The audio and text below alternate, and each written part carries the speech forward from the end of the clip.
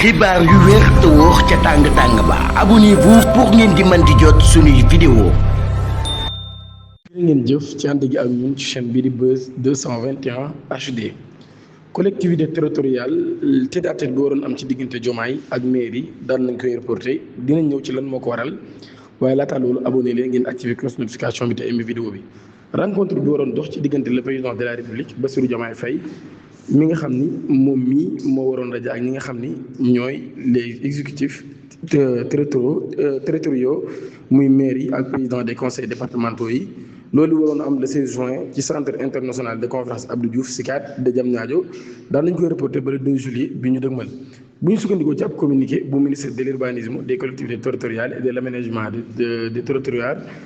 territoires consulté par Le Soleil ab rapport nag daal wala boobu lépp rapport li koy expliqué par le contexte politique récent ainsi que par la mise en place du nouveau gouvernement loolu kon moo tax mbir mi waragul yemb ni mu waroon amee ci le 16 bi ñu dëgmal moo tax ñu daal di koy dàq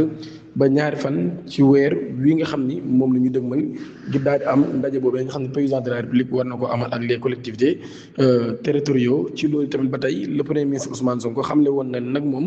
du nangu benn yoon ñuy dàq élection locale yooyu nañ jublu ci li nga xam ne moo di mbir mi président de la république annoncé élection yi bu ko defee ñu daal ci jublu ku jekk bëri ku jekkul tamit nga xam ne jëkkoo waaye élection yooyu moom le premier ministre bu Sénégal wala ancien premier ministre bu Sénégal nekk l'actuel président de l'Assemblée nationale di Ousmane Sonko daan nay xam ne ni ak dàq moom kenn du ko nangu ci yooyu lay élection la ñu def rek mooy nañ ci dem bëri lu waay am jël di ñaan ngeen abonné activer la cloche de notification te aimé vidéo bi jërë ngeen jëf.